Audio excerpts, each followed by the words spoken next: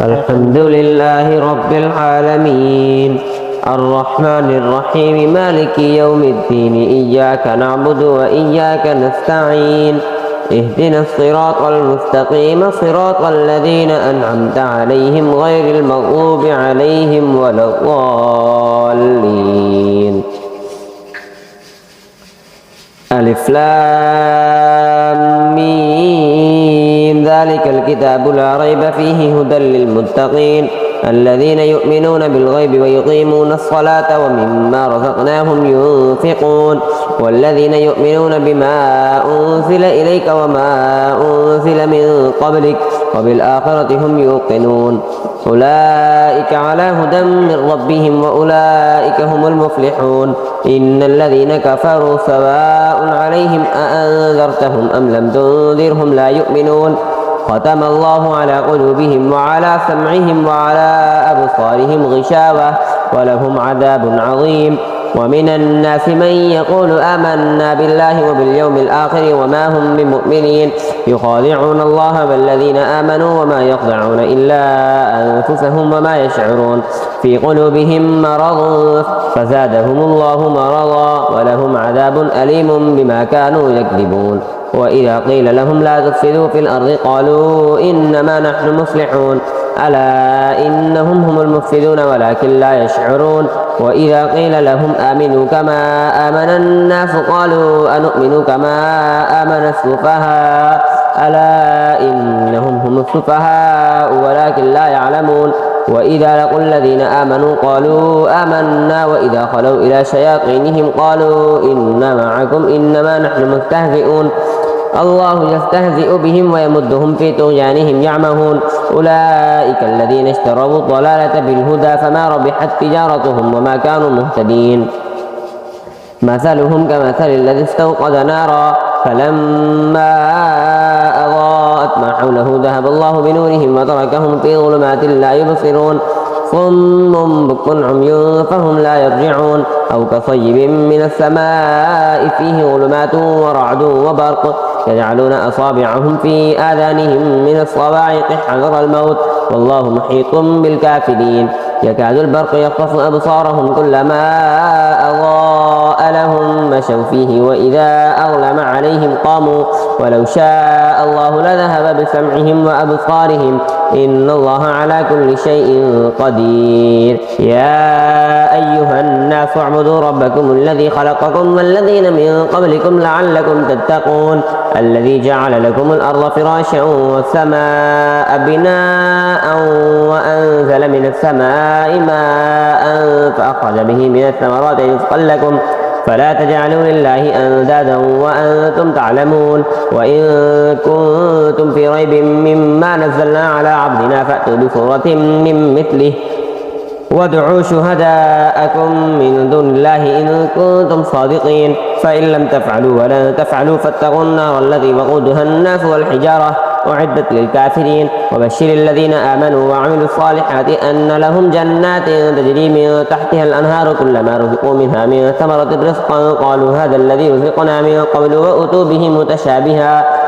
ولهم فيها أزواج مطهرة وهم فيها خالدون. إن الله لا يستحيي أن يضرب مثلا ما بعوضة فما فوقها فأما الذين آمنوا فيعلمون أنه الحق من ربهم وأما الذين كفروا فيقولون ماذا أراد الله بهذا مثلا يضل به كثيرا ويهدي به كثيرا وما يضل به إلا الفاسقين الذين ينقضون عهد الله من بعد ميثاقه ويقطعون ما أمر الله به أن يوصل ويفسدون في الأرض أولئك هم الخاسرون. كيف تكفرون بالله وكنتم أمواتا فأحياكم ثم يميتكم ثم يحييكم ثم إليه ترجعون. هو الذي خلق لكم ما في الأرض جميعا ثم استوى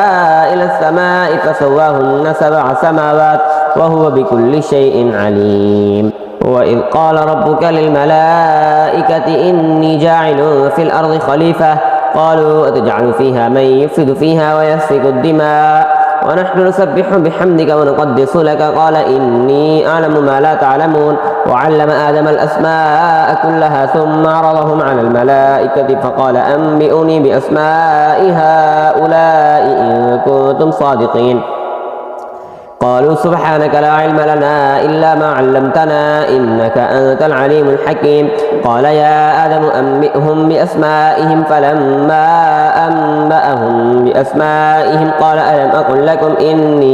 إني أعلم غيب السماوات والأرض وأعلم ما تبدون وما كنتم تكتمون وإذ قلنا للملائكة اسجدوا لآدم فسجدوا إلا إبليس أبى واستكبر وكان من الكافرين وقلنا يا آدم اسكن أنت وزوجك الجنة وكلا منها رغدا حيث شئتما ولا تقربا هذه الشجرة فتكونا من الظالمين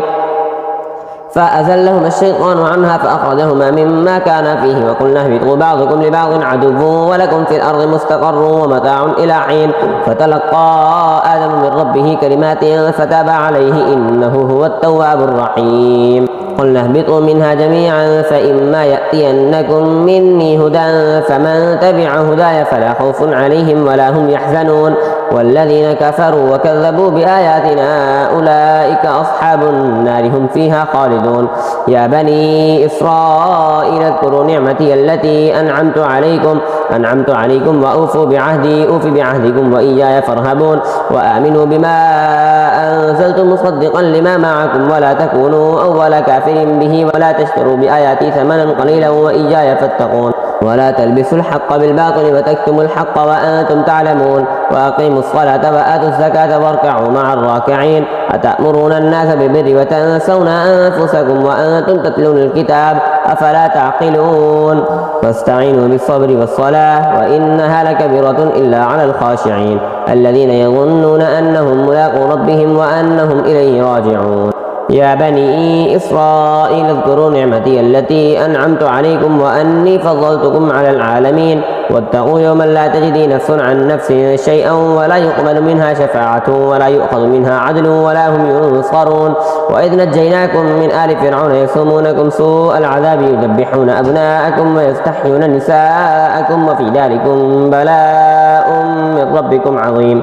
وإذ فرقنا بكم البحر فأنجيناكم وأغرقنا آل فرعون وأنتم تنظرون وإذ وعدنا موسى 40 ليلة ثم اتخذتم العجل من بعده وأنتم ظالمون ثم عفونا عنكم من بعد ذلك لعلكم تشكرون وإذ آتينا موسى الكتاب والفرقان لعلكم تهتدون وإذ قال موسى لقومه يا قوم إنكم ظلمتم أنفسكم باتخاذكم العجل فتوبوا إلى بارئكم فاقتلوا أنفسكم ذلكم خير لكم عند بارئكم فتاب عليكم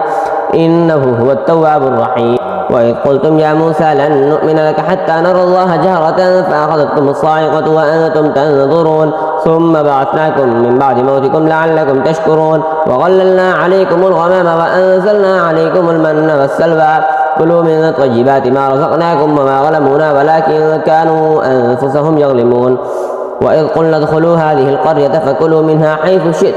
حيث شئتم رغدا وادخلوا الباب سجدا وقولوا حطة نغفر لكم خطاياكم وسنزيد المحسنين فبدل الذين ظلموا قولا غير الذي قيل لهم فأنزلنا على الذين ظلموا رجزا من السماء بما كانوا يفسقون وإذ استسقى موسى لقومه فقلنا اضرب بعصاك الحجر فانفجرت منه 12 عينا قد علم كل أناس مشربهم كلوا واشربوا من رزق الله ولا تعثوا في الأرض مفسدين وإذ قلتم يا موسى لن نصبر على طعام واحد فادع لنا ربك يخرج لنا مما تنبت الأرض من بقلها وقثائها وفومها وعدسها وبصلها قال أتستبدلون الذي هو أدنى بالذي هو خير اهبطوا مصرا فإن لكم ما سألتم وغلبت عليهم الذلة والمسكنة وباءوا بغضب من الله ذلك بأنهم كانوا يكفرون بآيات الله ويقتلون النبيين بغير الحق ذلك بما عصوا وكانوا يعتدون إن الذين آمنوا والذين هادوا والنصارى والصابئين من آمن بالله واليوم الآخر وعمل صالحا فلهم أجرهم عند ربهم ولا خوف عليهم ولا هم يحزنون وإذ أخذنا ميثاقهم ورفعنا فوقكم الطور خذوا ما آتيناكم بقوة واذكروا ما فيه لعلكم تتقون ثم توليتم من بعد ذلك فلولا فضل الله عليكم ورحمته لكنتم من الخاسرين ولقد علمتم الذين اعتدوا منكم في السبت فقلنا لهم كونوا قردة خاسئين فجعلناها نكالا لما بين يديها وما خلفها وموعظة للمتقين وإذ قال موسى لقومه إن الله يأمركم أن تذبحوا بقرة قالوا أتتخذنا هزوا قال أعوذ بالله أن أكون من الجاهلين قالوا ادع لنا ربك يبين لنا ما هي قال إنه يقول إنها بقرة لا فارغ ولا بكر عوان بين ذلك فافعلوا ما تؤمرون قالوا ادع لنا ربك يبين لنا ما لونها قال إنه يقول إنها بقرة صفراء فاقع لونها تسر الناظرين قالوا ادع لنا ربك يبين لنا ما هي إن البقرة شابه علينا وإنا إن شاء الله لمهتدون قال إنه يقول إنها بقرة لا ذلول تثير الأرض ولا تسقي الحرث مسلمة لا شية فيها قالوا الآن جئت بالحق فذبحوها وما كانوا يفعلون وإذ قتلتم نفسا فادارأتم فيها والله مخرج ما كنتم تكتمون فقلنا اضربوه ببعضها كذلك يحيي الله الموتى ويريكم آياته لعلكم تعقلون ثم قست قلوبكم من بعد ذلك فهي كالحجارة أو أشد قسوة وإن من الحجارة لما يتفجر منه الأنهار وإن منها لما يشقق فيخرج منه الماء وإن منها لما يهبط من خشية الله وما الله بغافل عما تعملون أفتطمعون أن يؤمنوا لكم وقد كان فريق منهم يسمعون كلام الله ثم يحرفونه من بعد ما عقلوه وهم يعلمون وإذا لقوا الذين آمنوا قالوا آمنا وإذا خلا بعضهم إلى بعض قالوا أتحدثونهم بما فتح الله عليكم ليحاجوكم به عند ربكم أفلا تعقلون أولا يعلمون أن الله يعلم ما يسرون وما يعلنون ومنهم أميون لا يعلمون الكتاب إلا أماني وإنهم إلا يظنون فويل للذين يكتبون الكتاب بأيديهم ثم يقولون هذا من عند الله ليشتروا به ثمنا قليلا فويل لهم مما كتبت أيديهم وويل لهم مما يكسبون وقالوا لن تمسنا النار إلا أياما معدودة قل أتخذتم عند الله عهدا فلن يخلف الله عهده أم تقولون على الله ما لا تعلمون بلى من كسب سيئة وأحاطت به خطيئته فأولئك أصحاب النار هم فيها خالدون والذين آمنوا وعملوا الصالحات أولئك أصحاب الجنة هم فيها خالدون وإذ أخذنا ميثاق بني إسرائيل لا تعبدون إلا الله وبالوالدين إحسانا وذي القربى واليتامى والمساكين وقولوا للناس حسنا وأقيموا الصلاة وآتوا الزكاة ثم توليتم إلا قليلا منكم وأنتم معرضون وإذ أخذنا ميثاقكم لا تسفكون دماءكم ولا تخرجون أنفسكم من دياركم ثم أقررتم وأنتم تشهدون ثم أنتم هؤلاء تقتلون أنفسكم وتخرجون فريقا منكم من ديارهم تظاهرون عليهم بالإثم والعدوان وإن يأتوكم أسارى تفادوهم وهو محرم عليكم إخراجهم أفتؤمنون ببعض الكتاب وتكفرون ببعض فما جزاء من يفعل ذلك منكم إلا خزي في الحياة الدنيا ويوم القيامة يردون إلى أشد العذاب الله بغافل عما تعملون أولئك الذين اشتروا الحياة الدنيا بالآخرة فلا يخفف عنهم العذاب ولا هم ينصرون ولقد آتينا موسى الكتاب وقفينا من بعده بالرسل وآتينا عيسى ابن مريم البينات وأيدناه بروح القدس أفكلما جاءكم رسول بما لا تهوى أنفسكم استكبرتم ففريقا كذبتم وفريقا تقتلون وقالوا قلوبنا غلف بل لعنهم الله بكفرهم فقليلا ما يؤمنون ولما جاءهم كتاب من عند الله مصدق لما معهم وكانوا من قبل يستفتحون على الذين كفروا فلما جاءهم ما عرفوا كفروا به فلعنة الله على الكافرين بئس ما اشتروا به أنفسهم أن يكفروا بما أنزل الله بغيا أن ينزل الله من فضله على من يشاء من عباده فباءوا بغضب على غضب وللكافرين عذاب مهين وإذا قيل لهم آمنوا بما أنزل الله قالوا نؤمن بما أنزل علينا ويكفرون بما وراءه وهو الحق مصدقا لما معهم قل فلم تقتلون أنبياء الله من قبل إن كنتم مؤمنين ولقد جاءكم موسى بالبينات ثم اتخذتم العجل من بعده وأنتم ظالمون وإذ أخذنا ميثاقكم ورفعنا فوقكم الطور خذوا ما آتيناكم بقوة واسمعوا قالوا سمعنا وعصينا وأشربوا في قلوبهم العجل بكفرهم قل بئس ما يأمركم به إيمانكم إن كنتم مؤمنين قل إن كانت لكم الدار الآخرة عند الله خالصة من دون الناس فتمنوا الموت إن كنتم صادقين ولن يتمنوه أبدا بما قدمت أيديهم والله عليم بالظالمين ولتجدنهم أحرص الناس على حياة من الذين أشركوا يود أحدهم لو يعمر 1000 سنة وما هو بمزحزحه من العذاب أن يعمر والله بصير بما يعملون قل من كان عدوا لجبريل فإنه نزله على قلبك بإذن الله مصدقا لما بين يديه وهدى وبشرى للمؤمنين من كان عدوا لله وملائكته ورسله وجبريل وميكال فإن الله عدو للكافرين ولقد أنزلنا إليك آيات بينات وما يكفر بها إلا الفاسقون أو كلما عاهدوا عهدا نبذه فريق منهم بل أكثرهم لا يؤمنون ولما جاءهم رسول من عند الله مصدق لما معهم نبذ فريق من الذين أوتوا الكتاب كتاب الله وراء ظهورهم كأنهم لا يعلمون واتبعوا ما تتلو الشياطين على ملك سليمان وما كفر سليمان ولكن الشياطين كفروا يعلمون الناس السحر وما أنزل على الملكين ببابل هاروت وماروت وما يعلمان من أحد حتى يقولا إنما نحن فتنة فلا تكفر فيتعلمون منهما ما يفرقون به بين المرء وزوجه وما هم بضارين به من أحد إلا بإذن الله ويتعلمون ما يضرهم ولا ينفعهم ولقد علموا لمن اشتراه ما له في الآخرة من خلاق ولبئس ما شروا به أنفسهم لو كانوا يعلمون ولو أنهم آمنوا واتقوا لمثوبة من عند الله خير لو كانوا يعلمون يا أيها الذين آمنوا لا تقولوا راعنا وقولوا انظرنا واسمعوا وللكافرين عذاب أليم ما يود الذين كفروا من أهل الكتاب ولا المشركين أن ينزل عليكم من خير من ربكم والله يختص برحمته من يشاء والله ذو الفضل العظيم ما ننسخ من آية أو ننسها نأتي بخير منها أو مثلها ألم تعلم أن الله على كل شيء قدير ألم تعلم أن الله له ملك السماوات والأرض وما لكم من دون الله من ولي ولا نصير أم تريدون أن تسألوا رسولكم كما سئل موسى من قبل ومن يتبدل الكفر بالإيمان فقد ضل سواء السبيل ود كثير من أهل الكتاب لو يردونكم من بعد إيمانكم كفارا حسدا من عند أنفسهم من بعد ما تبين لهم الحق فاعفوا واصفحوا حتى يأتي الله بأمره إن الله على كل شيء قدير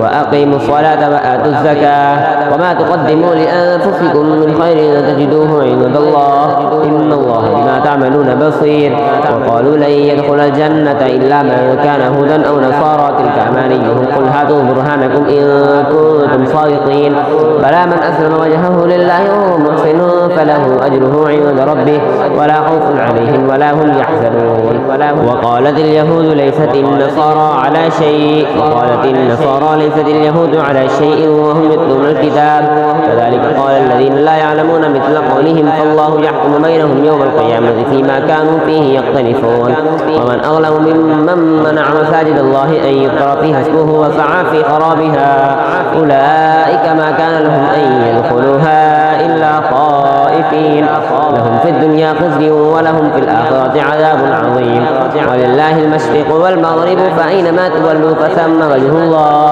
إن الله واسع عليم وقالوا اتخذ الله ولدا سبحانه بل له ما في السماوات والأرض كل له قانتون بديع السماوات والأرض وإذا قضى أمرا فإنما يقول له كن فيكون وقال الذين لا يعلمون لولا يكلمنا الله أو تأتينا آية كذلك قال الذين من قولهم مثل قولهم تشابهت قلوبهم قد بينا الآيات لقوم يوقنون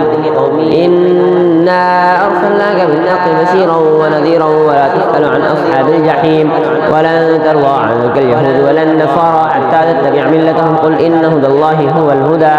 ولئن اتبعت أهواءهم بعد الذي جاءك من العلم ما لك من الله من ولي ولا نصير الذين آتيناهم الكتاب يتلونه حق تلاوته قيامته أولئك يؤمنون به ومن يكفر به فأولئك هم الخاسرون.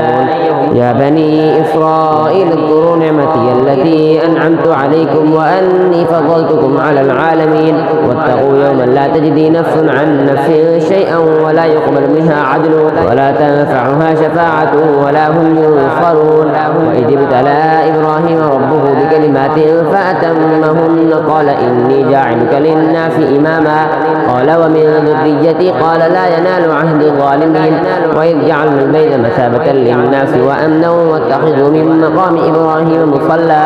وعهدنا إلى إبراهيم وإسماعيل أن طهر بيتي للطائفين والعاكفين والركع السجود. وإذ قال إبراهيم رب اجعل هذا بلدا آمنا وارزق أهله من الثمرات من آمن منهم بالله واليوم الآخر قال ومن كفر فأمتعه قليلا ثم أضطره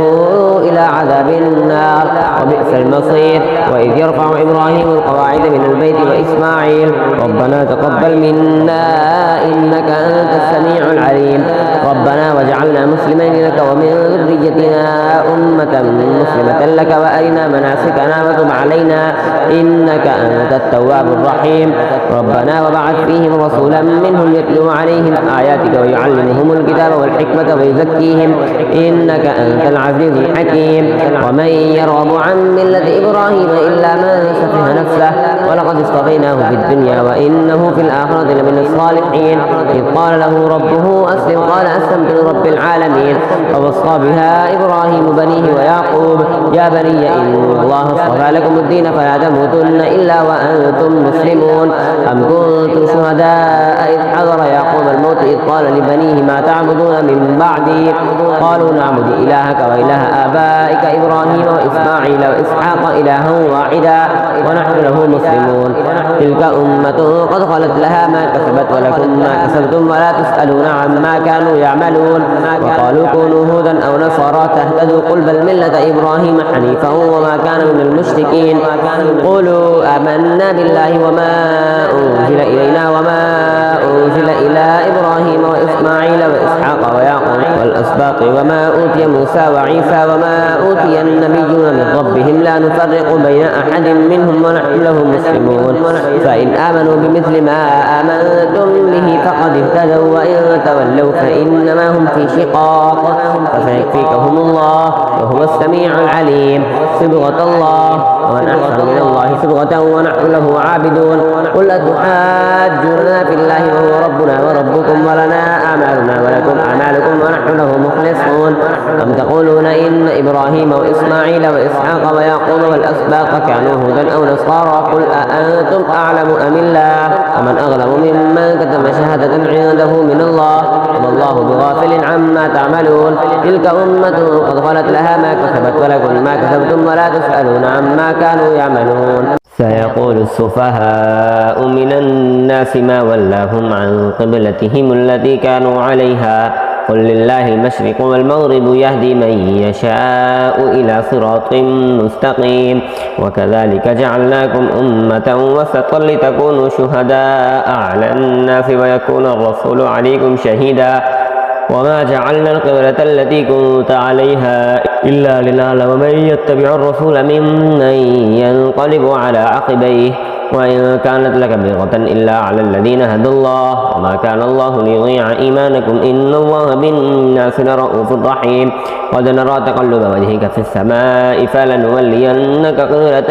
ترضاها فول وجهك شطر المسجد الحرام وحيث ما كنتم فولوا وجوهكم شطره وإن الذين أوتوا الكتاب ليعلمون أنه الحق من ربهم وما الله بغافل عما يعملون. ولئن أتيت الذين أوتوا الكتاب بكل آية ما تبعوا قبلتك وما أنت بتابع قبلتهم وما بعضهم بتابع قبلة بعض ولئن اتبعت أهواءهم من بعد ما جاءك من العلم إنك إذا لمن الظالمين. الذين آتيناهم الكتاب يعرفونه كما يعرفون أبناءهم وإن فريقا منهم ليكتمون الحق وهم يعلمون. الحق من ربك فلا تكونن من الممترين ولكل وجهة هو موليها فاستبقوا الخيرات أينما تكونوا يأتي بكم الله جميعا إن الله على كل شيء قدير. ومن حيث خرجت فول وجهك شطر المسجد الحرام وإنه للحق من ربك والله بغافل عما تعملون ومن حيث خرجت فول وجهك شطر المسجد الحرام وحيث ما كنتم فولوا وجوهكم شطره لئلا يكون للناس عليكم حجة إلا الذين ظلموا منهم فلا تخشوهم واخشوني ولأتم نعمتي عليكم ولعلكم تهتدون كما أرسلنا فيكم رسولا منكم يتلو عليكم آياتنا ويزكيكم ويعلمكم الكتاب والحكمة ويعلمكم ما لم تكونوا تعلمون فاذكروني أذكركم واشكروا لي ولا تكفرون يا أيها الذين آمنوا استعينوا بالصبر والصلاة إن الله مع الصابرين ولا تقولوا لمن يقتل في سبيل الله أموات بل أحياء ولكن لا تشعرون ولنبلونكم بشيء من الخوف والجوع ونقص من الأموال والأنفس والثمرات وبشر الصابرين الذين إذا أصابتهم مصيبة قالوا إنا لله وإنا إليه راجعون أولئك عليهم صلوات من ربهم ورحمة وأولئك هم المهتدون إن الصفا والمروة من شعائر الله فمن حج البيت أو اعتمر فلا جناح عليه أن يطوف بهما ومن تطوع خيرا فإن الله شاكر عليم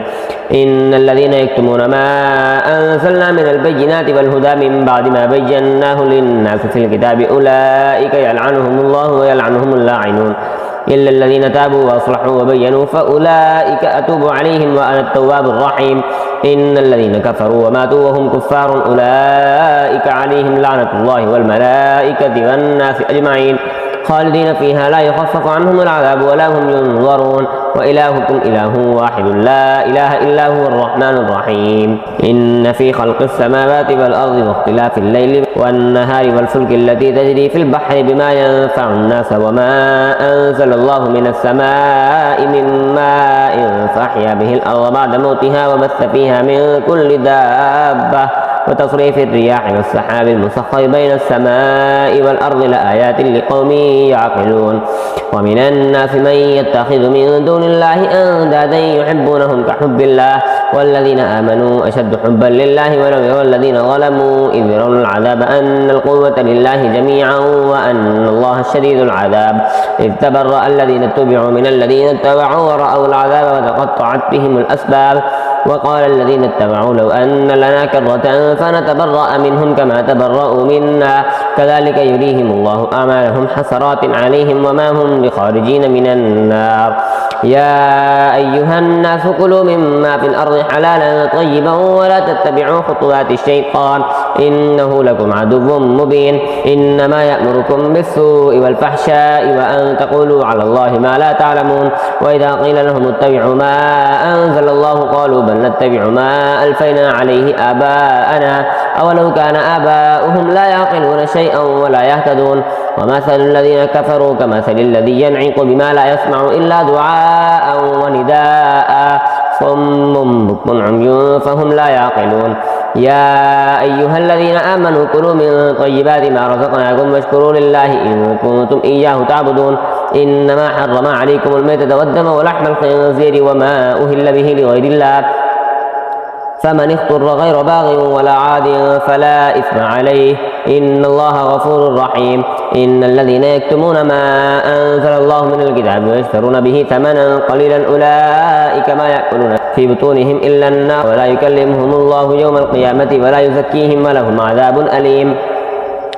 أولئك الذين اشتروا الضلالة بالهدى والعذاب بالمغفرة فما أصبرهم على النار ذلك بأن الله نزل الكتاب بالحق وإن الذين اختلفوا في الكتاب لفي شقاق بعيد ليس البر أن تولوا وجوهكم قبل المشرق والمغرب ولكن البر من آمن بالله واليوم الآخر والملائكة والكتاب والنبيين وآتى المال على حبه ذوي القربى واليتامى والمساكين وابن السبيل والسائلين وفي الرقاب وأقام الصلاة وآتى الزكاة والموفون بعهدهم إذا عاهدوا والصابرين في البأساء والضراء وحين البأس أولئك الذين صدقوا وأولئك هم المتقون يا أيها الذين آمنوا كتب عليكم القصاص في القتلى الحر بالحر والعبد بالعبد والأنثى بالأنثى فمن عفي له من أخيه شيء فاتباع بالمعروف وأداء إليه بإحسان ذلك تخفيف من ربكم ورحمة فمن اعتدى بعد ذلك فله عذاب أليم ولكم في القصاص حياة يا أولي الألباب لعلكم تتقون كتب عليكم إذا حضر أحدكم الموت إن ترك خيرا الوصية للوالدين والأقربين بالمعروف حقا على المتقين فمن بدله بعدما سمعه فإنما إثمه على الذين يبدلونه إن الله سميع عليم فمن خاف من موص جنفا أو إثما فأصلح بينهم فلا إثم عليه إن الله غفور رحيم. يا أيها الذين آمنوا كتب عليكم الصيام كما كتب على الذين من قبلكم لعلكم تتقون أياما معدودات فمن كان منكم مريضا أو على سفر فعدة من أيام أخر وعلى الذين يطيقونه فدية طعام مسكين فمن تطوع خيرا فهو خير له وأن تصوموا خير لكم إن كنتم تعلمون. شهر رمضان الذي أنزل فيه القرآن هدى للناس وبينات من الهدى والفرقان فمن شهد منكم الشهر فليصم ومن كان مريضا أو على سفر فعدة من أيام أخر يريد الله بكم اليسر ولا يريد بكم العسر ولتكملوا العدة ولتكبروا الله على ما هداكم ولعلكم تشكرون. وإذا سألك عبادي عني فإني قريب أجيب دعوة الداعي إذا دعاني فليستجيبوا لي وليؤمنوا بي لعلهم يرشدون. أحل لكم ليلة الصيام الرفث إلى نسائكم هن لباس لكم وأنتم لباس لهن علم الله أنكم كنتم تختانون أنفسكم فتاب عليكم وعفى عنكم فالآن باشروهن وابتغوا ما كتب الله لكم وكلوا واشربوا حتى يتبين لكم الخيط الأبيض من الخيط الأسود من الفجر ثم أتموا الصيام إلى الليل ولا تباشروهن وأنتم عاكفون في المساجد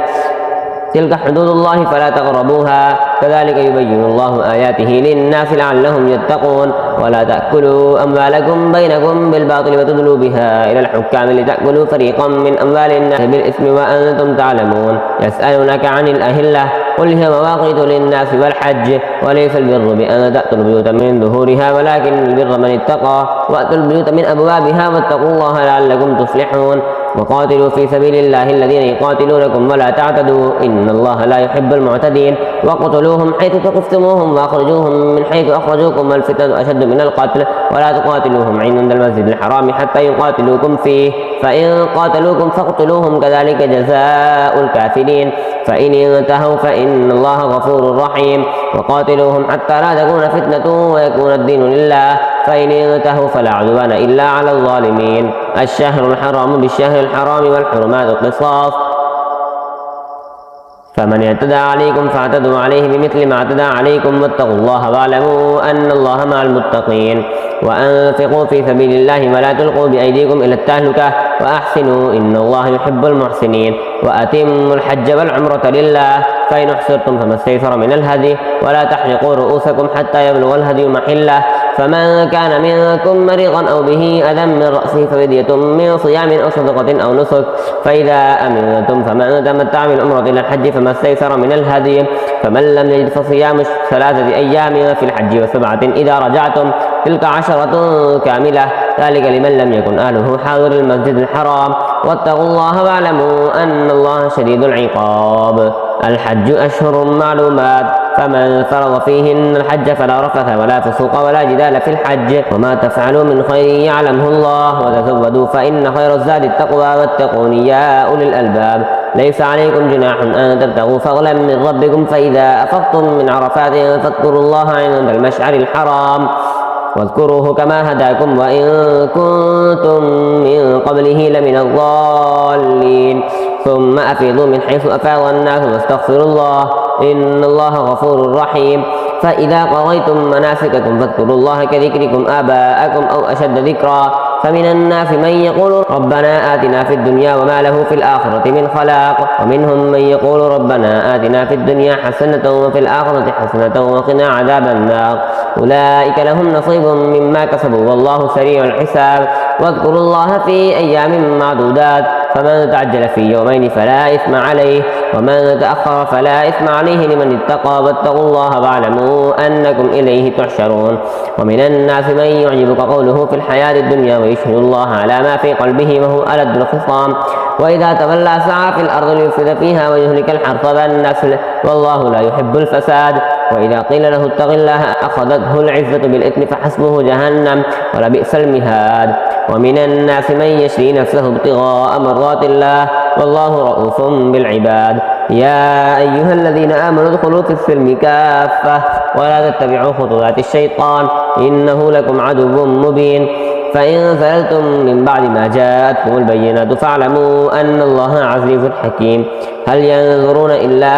أن يأتيهم الله في ظلل من الغمام والملائكة وقضي الأمر وإلى الله ترجع الأمور سل بني إسرائيل كم آتيناهم من آية بينة ومن يبدل نعمة الله من بعد ما جاءته فإن الله شديد العقاب زين للذين كفروا الحياة الدنيا ويسخرون من الذين آمنوا والذين اتقوا فوقهم يوم القيامة والله يرزق من يشاء بغير حساب كان الناس أمة واحدة فبعث الله النبيين مبشرين ومنذرين وأنزل معهم الكتاب بالحق ليحكم بين الناس فيما اختلفوا فيه وما اختلف فيه إلا الذين أوتوه من بعد ما جاءتهم البينات بغيا بينهم فهدى الله الذين آمنوا لما اختلفوا فيه من الحق بإذنه والله يهدي من يشاء إلى صراط مستقيم أم حسبتم أن تدخلوا الجنة ولما يأتكم مثل الذين خلوا من قبلكم مستهم البأساء والضراء وزلزلوا حتى يقول الرسول والذين آمنوا معه متى نصر الله ألا إن نصر الله قريب يسألونك ماذا ينفقون قل ما أنفقتم من خير فللوالدين والأقربين واليتامى والمساكين وابن السبيل وما تفعلوا من خير فإن الله به عليم كتب عليكم القتال وهو كره لكم وعسى أن تكرهوا شيئا وهو خير لكم وعسى أن تحبوا شيئا وهو شر لكم والله يعلم وأنتم لا تعلمون يسألونك عن الشهر الحرام قتال فيه قل قتال فيه كبير وصد عن سبيل الله وكفر به والمسجد الحرام وإخراج أهله منه أكبر عند الله والفتنة أكبر من القتل ولا يزالون يقاتلونكم حتى يردوكم عن دينكم إن استطاعوا ومن يرتد منكم عن دينه فيمت وهو كافر فأولئك حبطت أعمالهم في الدنيا والآخرة وأولئك أصحاب النار هم فيها خالدون إن الذين آمنوا والذين هاجروا وجاهدوا في سبيل الله أولئك يرجون رحمة الله والله غفور رحيم يسألونك عن الخمر والميسر قل فيهما إثم كبير ومنافع للناس وإثمهما أكبر من نفعهما ويسألونك ماذا ينفقون قل العفو كذلك يبين الله لكم الآيات لعلكم تتفكرون في الدنيا والآخرة ويسألونك عن اليتامى قل إصلاح لهم خير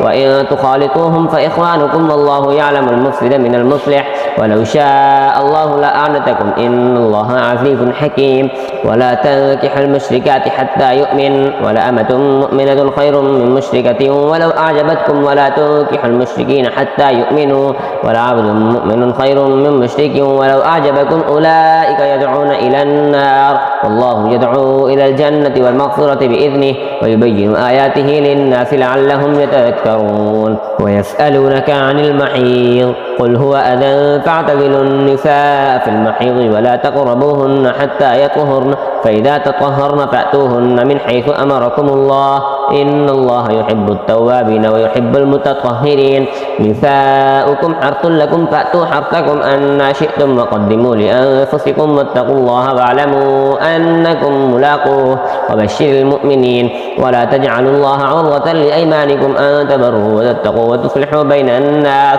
والله سميع عليم لا يؤاخذكم الله باللغو في أيمانكم ولكن يؤاخذكم بما كسبت قلوبكم والله غفور حليم للذين يؤلون من نسائهم تربص 4 أشهر فإن فاءوا فإن الله غفور رحيم وإن عزموا الطلاق فإن الله سميع عليم والمطلقات يتربصن بأنفسهن 3 قروء ولا يحل لهن أن يكتمن ما خلق الله في أرحامهن إن كن يؤمن بالله واليوم الآخر وبعولتهن أحق بردهن في ذلك إن أرادوا إصلاحا ولهن مثل الذي عليهن بالمعروف وللرجال عليهن درجة والله عزيز حكيم. الطلاق مرتان فإمساك بمعروف أو تسريح بإحسان ولا يحل لكم أن تأخذوا مما آتيتموهن شيئا إلا أن يخافا ألا يقيما حدود الله فإن خفتم ألا يقيما حدود الله فلا جناح عليهما فيما افتدت به تلك حدود الله فلا تعتدوها ومن يتعد حدود الله فأولئك هم الظالمون. فإن طلقها فلا تحل له من بعد حتى تنكح زوجا غيره فإن طلقها فلا جناح عليهما أن يتراجعا إن ظنا أن يقيما حدود الله وتلك حدود الله يبينها لقوم يعلمون. وإذا طلقتم النساء فبلغن أجلهن فأمسكوهن بمعروف أو سرحوهن بمعروف ولا تمسكوهن ضرارا لتعتدوا ومن يفعل ذلك فقد ظلم نفسه ولا تتخذوا آيات الله هزوا واذكروا نعمة الله عليكم وما أنزل عليكم من الكتاب والحكمة يعظكم به واتقوا الله واعلموا أن الله بكل شيء عليم. وإذا طلقتم النساء فبلغن أجلهن فلا تعضلوهن أن ينكحن أزواجهن إذا تراضوا بينهم بالمعروف ذلك يوعظ به من كان منكم يؤمن بالله واليوم الآخر ذلكم أزكى لكم وأطهر والله يعلم وأنتم لا تعلمون. والوالدات يرضعن أولادهن حولين كاملين لمن أراد أن يتم الرضاعة وعلى المولود له رزقهن وكسوتهن بالمعروف لا تكلف نفس إلا وسعها لا تضار والدة بولدها ولا مولود له بولده وعلى الوارث مثل ذلك فإن أرادا فصالا عن تراض منهما وتشاور فلا جناح عليهما. وإن أردتم أن تسترضعوا أولادكم فلا جناح عليكم إذا سلمتم ما آتيتم بالمعروف واتقوا الله واعلموا أن الله بما تعملون بصير. والذين يتوفون منكم ويذرون أزواجا يتربصن بأنفسهن 4 أشهر و10 فإذا بلغن أجلهن فلا جناح عليكم فيما فعلن في أنفسهن بالمعروف والله بما تعملون خبير. ولا جناح عليكم فيما عرضتم به من خطبة النساء أو أكننتم في أنفسكم علم الله أنكم ستذكرونهن ولكن لا تواعدوهن سرا إلا أن تقولوا قولا معروفا ولا تعزموا عقدة النكاح حتى يبلغ الكتاب أجله واعلموا أن الله يعلم ما في أنفسكم فاحذروه واعلموا أن الله غفور حليم. لا جناح عليكم إن طلقتم النساء ما لم تمسوهن أو تفرضوا لهن فريضة ومتعوهن على الموسع قدره وعلى المقتر قدره متاعا بالمعروف حقا على المحسنين. وإن طلقتموهن من قبل أن تمسوهن وقد فرضتم لهن فريضة فنصف ما فرضتم إلا أن يعفون أو يعفو الذي بيده عقدة النكاح وأن تعفوا أقرب للتقوى ولا تنسوا الفضل بينكم إن الله بما تعملون بصير. حافظوا على الصلوات والصلاة الوسطى وقوموا لله قانتين فإن خفتم فرجالا أو ركبانا فإذا أمنتم فاذكروا الله كما علمكم ما لم تكونوا تعلمون. والذين يتوفون منكم ويذرون أزواجا وصية لأزواجهم متاعا إلى الحول غير إخراج فإن خرجن فلا جناح عليكم فيما فعلن في أنفسهن من معروف والله عزيز حكيم. وللمطلقات متاع بالمعروف حقا على المتقين كذلك يبين الله لكم آياته لعلكم تعقلون. ألم تر إلى الذين خرجوا من ديارهم وهم ألوف حذر الموت فقال لهم الله موتوا ثم أحياهم إن الله لذو فضل على الناس ولكن أكثر الناس لا يشكرون. وقاتلوا في سبيل الله واعلموا أن الله سميع عليم. من ذا الذي يقرض الله قرضا حسنا فيضاعفه له أضعافا كثيرة والله يقبض ويبسط وإليه ترجعون. ألم تر إلى الملأ من بني إسرائيل من بعد موسى إذ قالوا لنبي له ابعث لنا ملكا نقاتل في سبيل الله قال هل عسيتم إن كتب عليكم القتال ألا تقاتلوا قالوا وما لنا ألا نقاتل في سبيل الله وقد أخرجنا من ديارنا وأبنائنا فلما كتب عليهم القتال تولوا إلا قليلا منهم والله عليم بالظالمين. وقال لهم نبيهم إن الله قد بعث لكم طالوت ملكا قالوا أن يكون له الملك علينا ونحن أحق بالملك منه ولم يؤت ساعة من المال. قال إن الله اصطفاه عليكم وزاده بسطة في العلم والجسم والله يؤتي ملكه من يشاء والله واسع عليم. وقال لهم نبيهم إن آية ملكه أن يأتيكم التابوت فيه سكينة من ربكم وبقية مما ترك آل موسى وآل هارون تحمله الملائكة إن في ذلك لآية لكم إن كنتم مؤمنين. فلما فصل طالوت بالجنود قال إن الله مبتليكم بنهر فمن شرب منه فليس مني ومن لم يطعمه فإنه مني إلا من اغترف غرفة بيده فشربوا منه إلا قليلا منهم. فلما جاوزه هو والذين آمنوا معه قالوا لا طاقة لنا اليوم بجالوت وجنوده. قال الذين يظنون أنهم ملاقو الله كم من فئة قليلة غلبت فئة كثيرة بإذن الله والله مع الصابرين. ولما برزوا لجالوت وجنوده قالوا ربنا أفرغ علينا صبرا وثبت أقدامنا وانصرنا على القوم الكافرين فاهزموهم بإذن الله. وقتل داود جالوت وآتاه الله الملك والحكمة وعلمه مما يشاء ولولا دفع الله الناس بعضهم ببعض لفسدت الأرض ولكن الله ذو فضل على العالمين. تلك آيات الله نتلوها عليك بالحق وإنك لمن المرسلين. تلك الرسل فضلنا بعضهم على بعض منهم من كلم الله ورفع بعضهم درجات وآتينا عيسى ابن مريم البينات وأيدناه بروح القدس ولو شاء الله ما اقتتل الذين من بعدهم من بعد ما جاءتهم البينات ولكن اختلفوا فمنهم من آمن ومنهم من كفر ولو شاء الله ما اقتتلوا ولكن الله يفعل ما يريد. يا أيها الذين آمنوا أنفقوا مما رزقناكم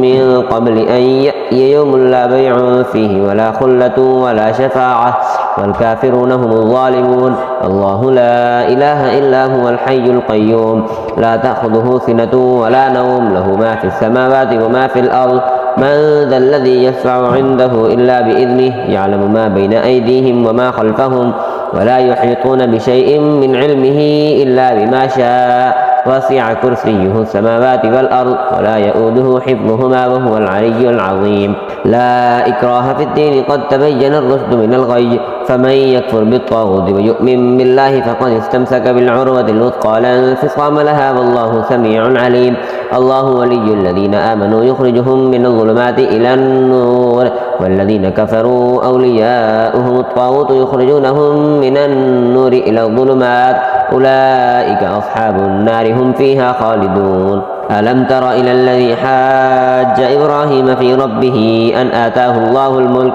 إذ قال إبراهيم ربي الذي يحيي ويميت قال أنا أحيي وأميت قال إبراهيم فإن الله يأتي بالشمس من المشرق فأت بها من المغرب فبهت الذي كفر والله لا يهدي القوم الظالمين. أو كالذي مر على قرية وهي خاوية على عروشها قال أنى يحيي هذه الله بعد موتها فأماته الله 100 عام ثم بعثه قال كم لبثت قال لبثت يوما أو بعض يوم قال بل لبثت 100 عام فانظر إلى طعامك وشرابك لم يتسنه وانظر إلى حمارك ولنجعلك آية للناس وانظر إلى العظام كيف ننشدها ثم نكسوها لحما فلما تبين له قال أعلم أن الله على كل شيء قدير. وإذ قال إبراهيم رب أرني كيف تحيي الموتى قال أولم تؤمن قال بلى ولكن ليطمئن قلبي قال فخذ 4 من الطير فصرهن إليك ثم اجعل على كل جبل منهن جزءا ثم ادعهن يأتينك سعيا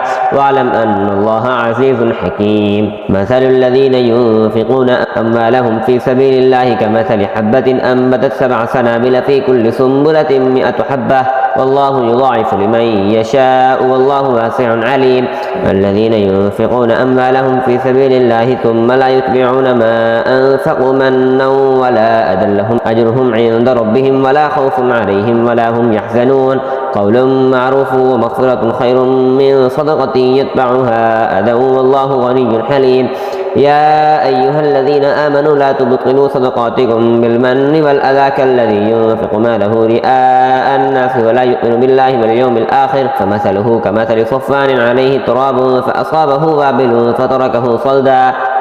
لا يقدرون على شيء مما كسبوا والله لا يهدي القوم الكافرين ومثل الذين ينفقون أموالهم ابتغاء مرضات الله وتثبيتا من أنفسهم كمثل جنة بربوة أصابها وابل فآتت أكلها ضعفين فإن لم يصبها وابل فطل والله بما تعملون بصير أيود أحدكم أن تكون له جنة من نخيل وأعناب تجري من تحتها الأنهار له فيها من كل الثمرات فأصابه الكبر وله ذرية ضعفاء فأصابها إعصار فيه نار فاحترقت كذلك يبين الله لكم الآيات لعلكم تتفكرون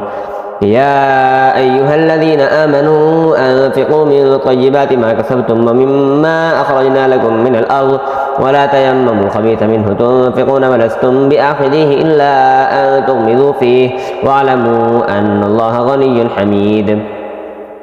الشيطان يعدكم الفقر ويأمركم بالفحشاء والله يعدكم مغفرة منه وفضلا والله واسع عليم يؤتي الحكمة من يشاء ومن يؤت الحكمة فقد أوتي خيرا كثيرا وما يذكر إلا أولو الألباب وما أنفقتم من نفقة أو نذرتم من نذر فإن الله يعلمه وما للظالمين من أنصار إن تبدوا الصدقات فنعم ما هي وإن تخفوها وتؤتوها الفقراء فهو خير لكم ويكفر عنكم من سيئاتكم والله بما تعملون خبير ليس عليك هداهم ولكن الله يهدي من يشاء وما تنفقوا من خير فلأنفسكم وما تنفقون إلا ابتغاء وجه الله وما تنفقوا من خير يوفى إليكم وأنتم لا تظلمون للفقراء الذين أحصروا في سبيل الله لا يستطيعون ضربا في الأرض يحسبهم الجاهل أغنياء من التعفف تعرفهم بسيماهم لا يسألون الناس إلحافا وما تنفقوا من خير فإن الله به عليم الذين ينفقون أموالهم بالليل والنهار سرا وعلانية فلهم أجرهم عند ربهم ولا خوف عليهم ولا هم يحزنون الذين يأكلون الربا لا يقومون إلا كما يقوم الذي يتخبطه الشيطان من المس ذلك بأنهم قالوا إنما البيع مثل الربا وأحل الله البيع وحرم الربا فمن جاءه موعظة من ربه فانتهى فله ما سلف وأمره إلى الله ومن عاد فأولئك أصحاب النار هم فيها خالدون يمحق الله الربا ويربي الصدقات والله لا يحب كل كفار أثيم إن الذين آمنوا وعملوا الصالحات وأقاموا الصلاة وآتوا الزكاة لهم أجرهم عند ربهم ولا خوف عليهم ولا هم يحزنون يا أيها الذين آمنوا اتقوا الله وذروا ما بقي من الربا إن كنتم مؤمنين فإن لم تفعلوا فأذنوا بحرب من الله ورسوله وإن تبتم فلكم رؤوس أموالكم لا تظلمون ولا تظلمون وإن كان ذو عسرة فنظرة إلى ميسرة وأن تصدقوا خير لكم إن كنتم تعلمون واتقوا يوما ترجعون فيه إلى الله ثم توفى كل نفس ما كسبت وهم لا يظلمون يا أيها الذين آمنوا إذا تداينتم بدين إلى أجل مسمى فاكتبوه وليكتب بينكم كاتب بالعدل ولا يأبى كاتب أن يكتب كما علمه الله فليكتب وليملل الذي عليه الحق وليتق الله ربه ولا يبخس منه شيئا فإن كان الذي عليه الحق سفيها أو ضعيفا أو لا يستطيع أن يمله فليملل وليه بالعدل واستشهدوا شهيدين من رجالكم فإن لم يكونا رجلين فرجل وامرأتان ممن ترضون من الشهداء أن تغل إحداهما فتذكر إحداهما الأخرى ولا يأبى الشهداء إذا ما دعوا ولا تسأموا أن تكتبوه صغيرا أو كبيرا إلى أجله ذلكم أقسط عند الله وأقوم للشهادة وأدنى ألا ترتابوا إلا أن تكون تجارة حاضرة تديرونها بينكم فليس عليكم جناح ألا تكتبوها وأشهدوا إذا تبايعتم ولا يضار كاتب ولا شهيد وإن تفعلوا فإنه فسوق بكم واتقوا الله ويعلمكم الله والله بكل شيء عليم وإن كنتم على سفر ولم تجدوا كاتبا فرهان مقبوضة فإن أمن بعضكم بعضا فليؤدي الذي اؤتمن أمانته وليتق الله ربه ولا تكتموا الشهادة ومن يكتمها فإنه آثم قلبه والله بما تعملون عليم لله ما في السماوات وما في الأرض وإن تبدوا ما في أنفسكم أو تخفوه يحاسبكم به الله فيغفر لمن يشاء ويعذب من يشاء والله على كل شيء قدير آمن الرسول بما أنزل إليه من ربه والمؤمنون كل آمن بالله وملائكته وكتبه ورسله لا نفرق بين أحد من رسله وقالوا سمعنا وأطعنا غفرانك ربنا وإليك المصير لا يكلف الله نفسا إلا وسعها لها ما كسبت وعليها ما اكتسبت ربنا لا تؤاخذنا إن نسينا أو أخطأنا ربنا ولا تحمل علينا إصرا كما حملته على الذين من قبلنا ربنا ولا تحملنا ما لا طاقة لنا به واعف عنا واغفر لنا وارحمنا أنت مولانا فانصرنا على القوم الكافرين